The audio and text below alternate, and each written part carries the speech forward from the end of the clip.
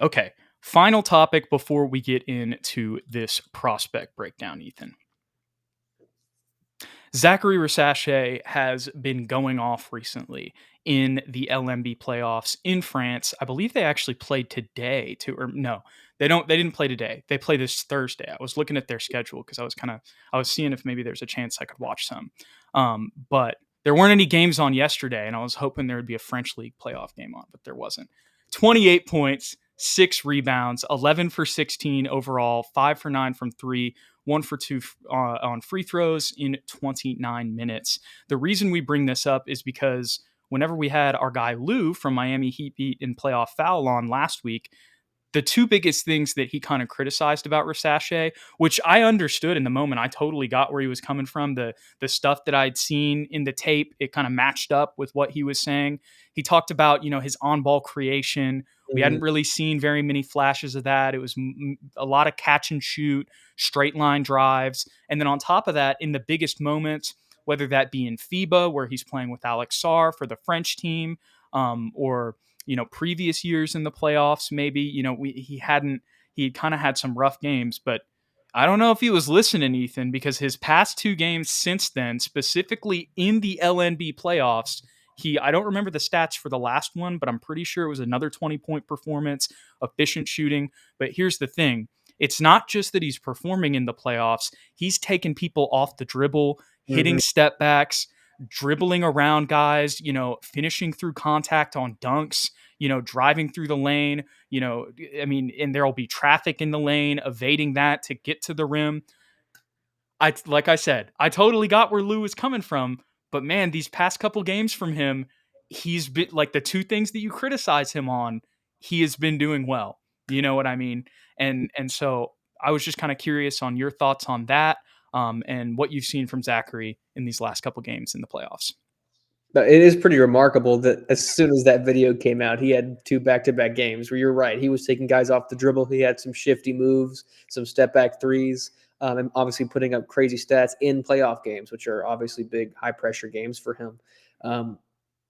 Yeah, I mean, I don't want to overstate. Like, it is just 2 games, right? Like, we still have to be willing to look at the bigger picture here, and I think that Lou brought up a lot of good points about his kind of one-dimensional style of play and thinking that maybe we can get somebody with his skill set as a 3-and-D explosive player later in the draft or even in free agency at a lesser cost than the 4th overall pick.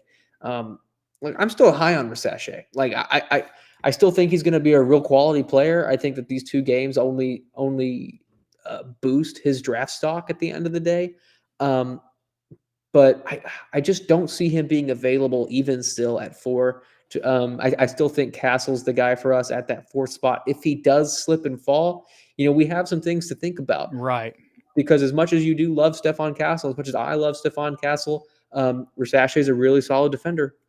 He is explosive. He is French, and that plays a part into this. And he is a 3-and-D player that I think could immediately replace Julian Champagny at that small forward spot. As much as I love Castle, and you can make the argument if Castle falls, or I'm sorry, if Risacher falls to 4 and we draft him, okay, will Castle be drafted 5, 6, and 7? I think it's a lot less likely for him. What did we just read? Exactly. I think it's a lot less likely for him to be drafted at 5, 6, 7 than it is for Risacher to be drafted at 5, 6, 7. You know what I mean? No, like for sure. If we pass on Risacher, he's gone. He's not going to be there at 8. So that's the balance that the Spurs front office is going to have to figure out if he does slip past 1, 2, and 3. Is Stephon Castle. If we really think that that's the Spurs guy, will he be there at 8? Because if there is a scenario where we get both of them, Jude, I'm going to be jumping for joy because we get 2 guys that are just potentially all defensive team level paired next to Victor Wembanyama, who's the first rookie to make all defensive first team, and Risacher can shoot as well. We immediately get 2 starters that are impactful defenders. We improve tremendously on that side of the ball. And from this point forward, we can start thinking about just kind of fluff, because once our defense is set, the rest of it's just sprinkles. Yeah, and not to just that you said a lot there, so I'm trying to figure out where I want to start. Sorry. No, you're good. You're good. With Zaccharie at 4, he is just a much more seamless fit than Stefan. Now, if Stefan were to fall to 8, like when you're saying this, that just works out perfect because then Stefan gets to play point guard, and with all the shooting questions, you're drafting Zachary at 4. You know what I mean? Like, so you've got to almost. I don't know exactly what Risacher's percentages are, but I know for a fact that he is a shooter. Like that is one of his biggest strengths. That was one of the things that Lou was commenting on, like, like complimenting him on, in the sense that while he may be, he was talking about him showing a lot of straight line drives and not a ton of on ball creation. The one thing he never denied was his catch and shoot ability. I think he would just fit perfectly at that 3 position. We've seen Wemby talk about him as well as the other guy that we're about to get into here in a second. I mean, that would just be a seamless fit. If that happens at 4, if he slips to 4, it's going to be really hard for me to pick somebody else, and I think it would be hard for the Spurs too. Yeah, I would agree with that. I think Peter brings up a good point, though. Castle going to be gone at 6 to the Hornets. The Hornets are That's the fair. biggest conundrum at 5, 6, 7 to Very me fair. because of the whole LaMelo Ball situation. Is LaMelo Ball going to be a name that the Spurs are at the top of the odds to trade for? Like, there's high potential there. And he, next to Brandon Miller, and who's the big center they got? Was it last year or the year before? Mark Williams, Nick Mark Richards. Williams. Okay. Yeah, that's a solid like big 3 to kind of build around for them. So that's an interesting thing that I didn't really think about.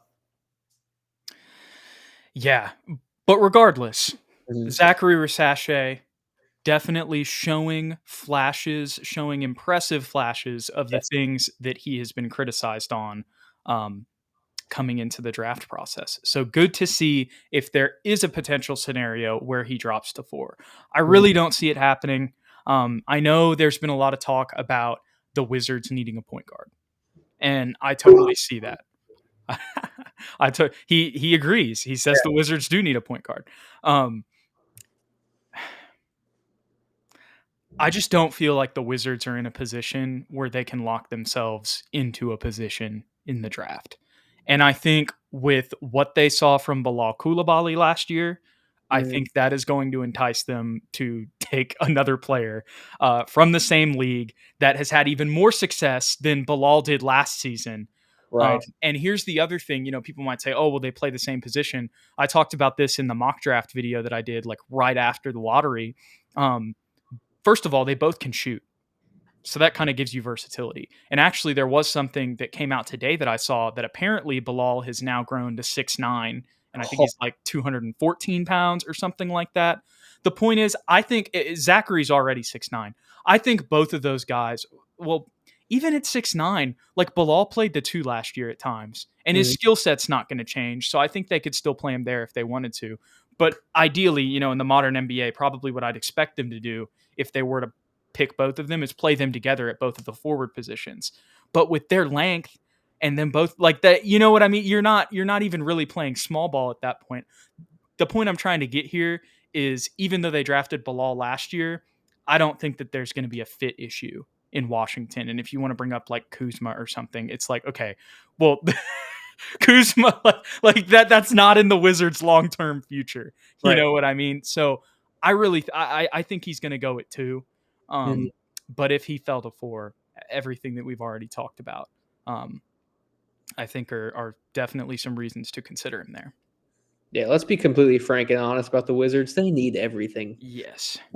So Versace, I think, is probably I would agree with that. Going at number 2. If he doesn't, the Rockets would probably love to bring him into. Though they have 3, right? Say that one more time. Rockets have 3, right? 3. The 3rd pick. Yes. Sorry. No, you're I good. was like, are you talking about Cam Whitmore? That's what No, I'm no, thinking no, in no, my no. head. Dylan Brooks, Cam Whitmore. I was just thinking like the Rockets are a weird one too. Like they're a team that could potentially trade back, but they're also a team that they could use a backup big. They could use a Fred Van Vliet replacement and Reed Shepard. They could also use a Risacher. Like they could take any of those guys. The trouble with them is they're kind of drafting someone to be off the bench, I think. Um, because I think their starting five is pretty set. Yeah. But they're a team that if Versace hits 3, I could totally see them drafting him as well to be a potential Dylan Brooks replacement. Yeah. Especially if with his contract, they might want to trade off of that in the not too distant future. What was that? Yeah, if he falls to 3, it would I mean, it's gonna be hard. That's why I brought up Washington. Like, it's gonna be hard to see him get through both of those, but Mm. maybe there's just some teams that, they're maybe the Wizards are really in love with Topic or something. I've actually seen that mocked a little bit. And maybe there's just a situation where the Rockets are like, we already have Cam Whitmore. Yeah. As much as Dylan Brooks is Dylan Brooks, we like him as a bench piece and just the veteran presence that he is and the Mm. experience he has. We'd prefer to go with a Reed Shepherd to replace Fred VanVleet. Right. Maybe there is a world where that happens, but I, with all of the, basically every big board mock draft other than the ringers has Zachary going like 1 or 2 or in the top 3. So it's just kind of hard for me to see that, but Likewise.